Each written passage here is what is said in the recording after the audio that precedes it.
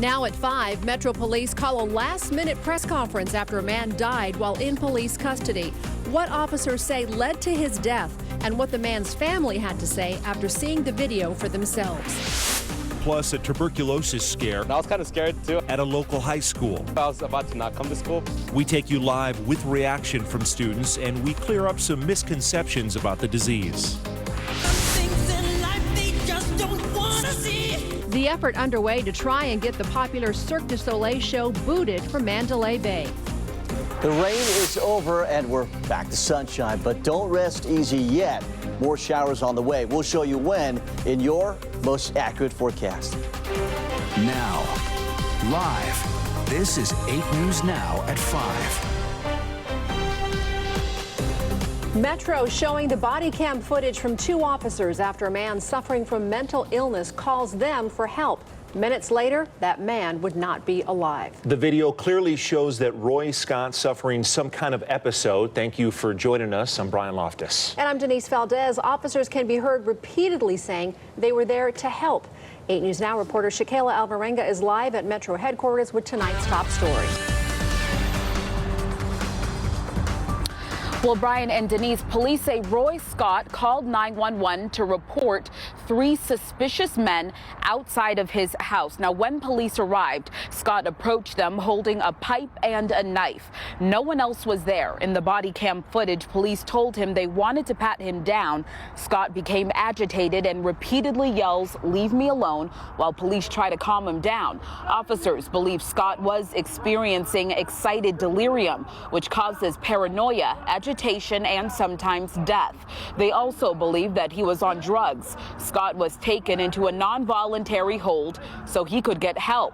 Paramedics were called. Police said Scott was placed in the ambulance and was later pronounced dead. I think these officers acted appropriately. As you saw, they took him by the arms. He went to the ground. He was not forced to the ground. There was a struggle. You could see that he was fighting the officers in an attempt to not be placed in handcuffs. But I can tell you just from viewing the video that minimum amount of force was used. Inside of Scott's home, police found prescription medicine for diabetes and a pipe used to smoke meth. They are still awaiting his cause of death through a toxicology report.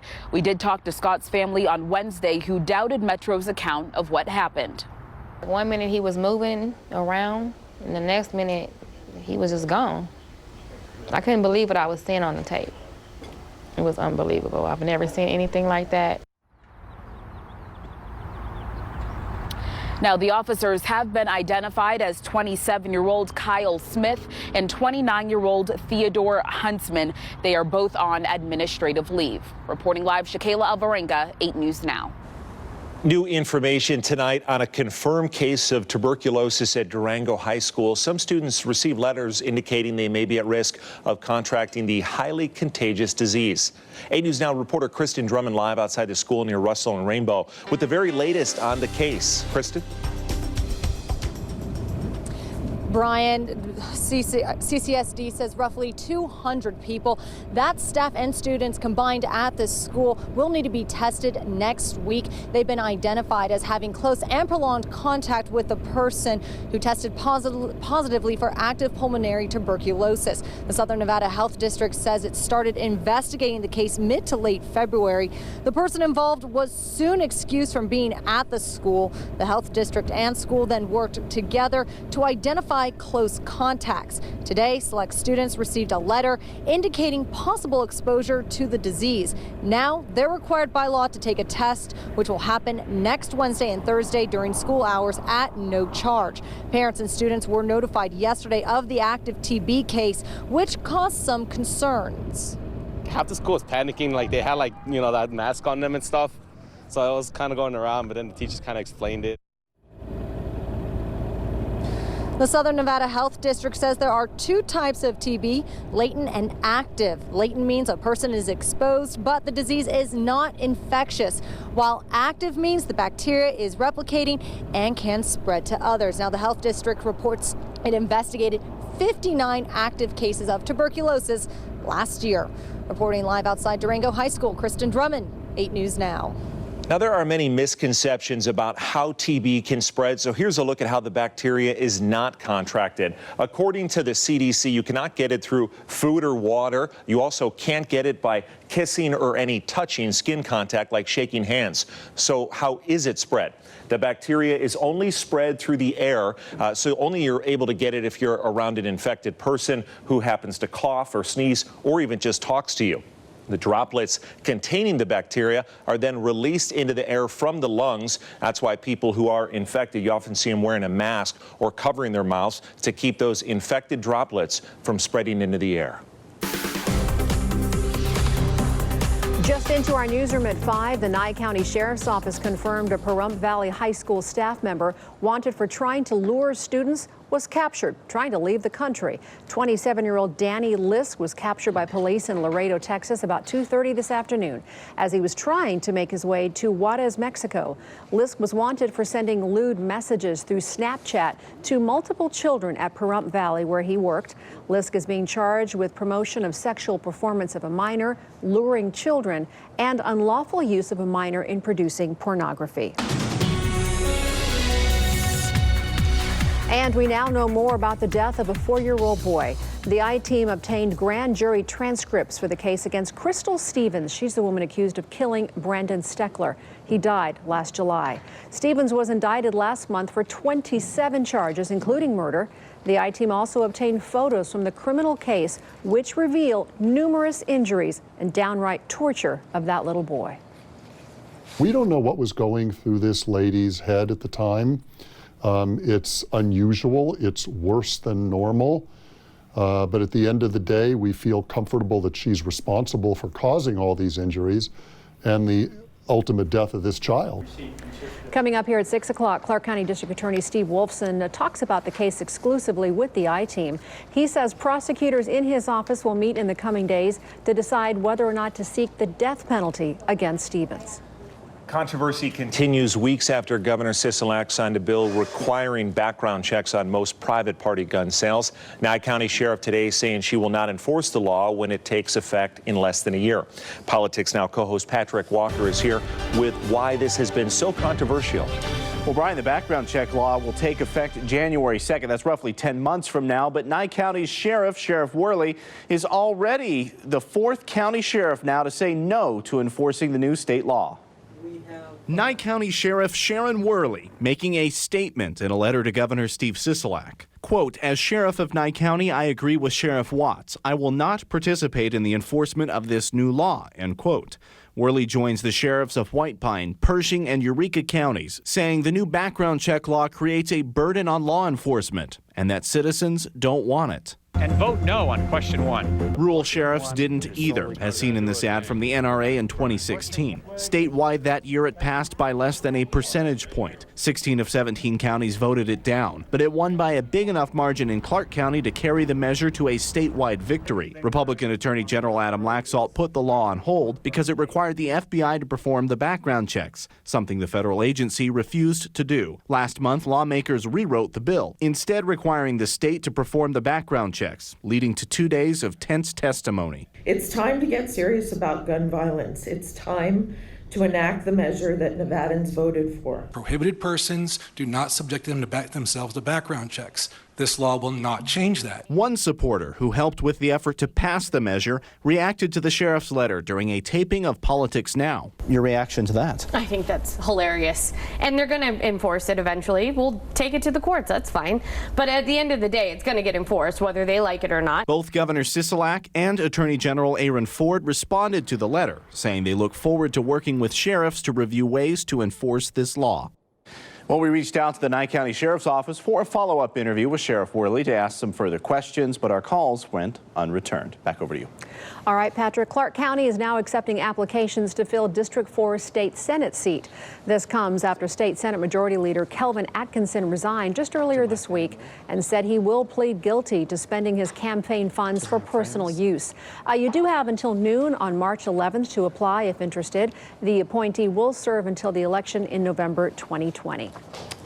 Well, nothing but clear skies today, but boy, we had some gusty winds too. Chief Meteorologist Ted Florendo is here with a first look at our forecast. Hey guys, thank you very much. Yeah, it looks like those gusts topping out in Henderson at 41 miles per hour. I think the bigger gusts are over and done with, but we still have some breezy winds for tonight. You can get all these wind speeds on our social media page for you to share with your colleagues. Outside right now, mid-60s, right where we should be for this time of the year, but still a little breezy outside. We'll continue those winds for tonight. Clouds will move in off the coast overnight, but most of the showers stay off into California ahead of that next system that's going to move in tomorrow and bring us some cooler weather. And then we have another one winding up out here in the Gulf of Alaska that's going to change up our weather past the weekend too. So your evening planner shows increased clouds tonight, temperatures in the high 50s, breezy this evening. That goes for tomorrow morning as well. We'll throw in slight shower chances for tomorrow too. We'll show you where and when and a sneak peek at your weekend coming up in your Ted Said forecast in just a couple minutes. Brian, back to you. Ted, thank you. A driver facing a reckless driving charge after a deadly crash in Boulder City this morning.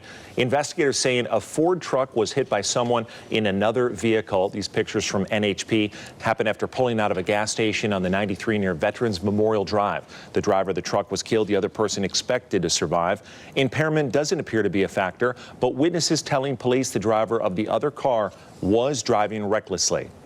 And Metro Police investigating after a body was found in a desert area near Lake Mead. Someone called police about a suspicious vehicle that looked like it had a rock thrown into the window. When police arrived, they found a body inside the car. Homicide detectives were called to the scene to investigate. In light of the controversial documentary Leaving Neverland, a petition was started hoping to boot Michael Jackson's Cirque show from the Strip. This is the Carry2 petition's website you're looking at. It is titled, "It's Time Mandalay Bay Stop Making Money Off Alleged Child Molester Michael Jackson." Well, they're hoping to get 10,000 people to sign it, and in fact, it's nearly halfway there. The Leaving Neverland documentary features two of Michael Jackson's accusers and was released on HBO earlier this week. Cirque du Soleil's Michael Jackson 1 first opened on the Las Vegas Strip back in 2013. Still ahead here at 5, the retail apocalypse claims another store. We're on your side with the deals already available if you're a fan of Charlotte Russe. Plus, flooding near Red Rock causes these mysterious whirlpools. Ted Florendo did some digging. He'll explain what's going on there.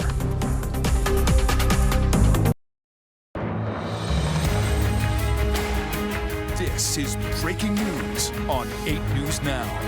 And that breaking news just east of the Las Vegas Strip at Sahara and Paradise. You see the SLS parking garage in the upper right. So that looks like it is northbound Paradise that is being diverted down to 2 lanes in the turn lanes to eventually turn right or left. Avoid that busy intersection if it's a part of your drive. Well, another major retailer is going out of business. Women's clothing company Charlotte Russe will close all of its stores over the next 2 months. In fact, this is really just the latest closure recently, with many well-known brands being forced to close. 8 News Now anchor Christiane Klein joining us now with the details. Oh, the list is staggering. For more than a decade now, brick and mortar stores have been closing thanks to online competition. Charlotte Russe is just the latest brand to be added to this list of retailers that have either gone bankrupt or announced massive store closures. The chain filed for bankruptcy protection a month ago and wanted to close 94 of its 512 stores nationwide to try to stay afloat. They looked for a buyer but could not find one. The company employs 8,700 people nationwide. A liquidator won the auction in bankruptcy court to sell off Charlotte Russe's $160 million worth of inventory and other assets. And on Wednesday, that plan was approved. Charlotte Russe has 5 locations around southern Nevada. Again, all locations will close, but the company is hoping to sell its intellectual property and perhaps have a brick and mortar presence again in the future. The liquidation sale for Charlotte Russe begins immediately and all sales are final. Now, if you have a Charlotte Russe gift card, the last day that you can use it is March 21st. All stores are expected to be closed and out of business by the end of April. Back to you guys. Wow, that seems fast. It sure does. Yeah. It's a quick closing and liquidating. Oh, boy. More and more. Everyone's buying stuff online these days. It is the wave of the future. Yep. Ted's stepping in. We got your forecast. Today is perfect, right? Perfect day. Any Really complaints? I take one day off, and then what happens? We get rain. What's up? Hey, I got some interesting video to show you. A lot of you sent me a video. I appreciate Oh, it. yeah, these this is little interesting. whirlpools. Sent to us by our 8 News Now viewer, Jessica Forsthofer. Look at this. 3 whirlpools out at Red Rock, just going into the ground. So we did some digging. No pun intended. You did not dig the holes. I did not dig those holes because this is really mysterious. We've never seen this before. It's been shared big time on our Facebook page. What happens is we talk with a geologist, and there's culverts there, right? Culverts in the ground. I don't know how deep they are. I don't know how big they are. Neither do they. But when you get these little cracks in the ground and that much rain, it goes into these culverts and these holes and gives that little whirlpool effect. Apparently, they're right near the roadway there at Red Rock. But this is a really interesting phenomenon, isn't it? Not as appealing as the Four Seasons jacuzzi, but still interesting explanation. That was a good scientific explanation. Hey, I'm a meteorologist, not a geologist, so I had to make some calls, right? High from the day today, 67 degrees, right where we should be for this time of the year. 53 is what we dropped to overnight. Now on to our neighborhoods. 61 in Centennial Hills, North Las Vegas, 64 for you. High 60s for Sunrise Mountain, so it's still quite mild out there, but the numbers are going to drop. We're going to get cooler as we get to tomorrow and into next week, including your weekend. 61 out in Pahrump right now. So we're dry right now, clouds encroaching in again from the west. Most of the rainfall way off into California. Not heavy rainfall, just more to the scattered variety. This is the system number one. It's going to slide through tomorrow. That will increase our winds and that will cool us off tomorrow down to around 60, maybe 59 degrees throughout many of our neighborhoods. This is the second one that's winding up out in the Pacific. That's going to affect us by the Sunday, Monday time frame, giving us another chance of showers. Now tomorrow, there is a very slight chance we could get a passing shower or two early in the morning. It's just a slight chance at this point. We'll keep our eye on that. We want to inform you about that, but we'll see some clouds in the morning and then that'll decrease in the afternoon and we'll have more sunshine later on in the day. Now, here's what we gathered for you as far as that rain goes. Okay, that was actually the wrong forecast. I apologize. I wanted to give you the rain tallies, but we're pretty good so far. We're at 3.38 inches of rain, and all of last year was 3.39. So we're already right up there with the entire last year's total. 46 overnight, mostly clear and chilly, breezy at times for tonight. Those winds between 10 to 25. We'll keep those winds tomorrow, mainly in the morning. Clouds to sun like we talked about, and we can't rule out an AM shower. 59 degrees for our high, and many of our neighborhoods will be in the high 50s, so we're going to cool things out for tomorrow. Here's your extended forecast now, like we talked about. Your weekend, sun and clouds, a slight chance of showers on Sunday and also on Monday. And look at that, numbers stay rather cool for into next week, but do not forget to spring forward 1 hour. Yes, it's that time of the year already. You can just walk around the house. I know, we all feel the same way. Come on, we lose an hour's sleep. Microwave clock, alarm clock, just walk around. Everything. And also remember your smoke detector, your smoke detectors. Yes. Yes. Good advice.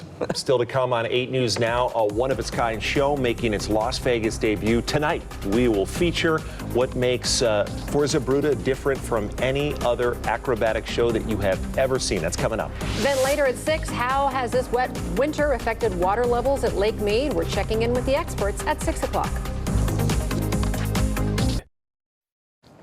Well, there's a convention for everything, and this week it was all about pizza. Today was the last day for the International Pizza Expo at the Las Vegas Convention Center. Food suppliers, equipment makers, restaurant owners from all over the world were there checking out the latest and greatest in the pizza industry, from new types of sauces to automated machines that apparently make the perfect crust. One restaurant owner we talked with says this convention is a must-see for anybody who is serious about pizza. This is the show of all shows. Just basically, there's every vendor in the country or the world, as a matter of fact, to bring it all at one place under one roof is just amazing. Also new at this year's show, apparently a pizza box that is fully, you can just throw it in the compost pile because it's made of 80% sugarcane and 20% bamboo.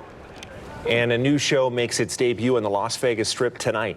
Yeah, it is called Fuerza Bruta, and it is taking over the Big Top just outside the Excalibur. In fact, you may have noticed it if you've driven by the boulevard lately. It's right out there in front of Excalibur.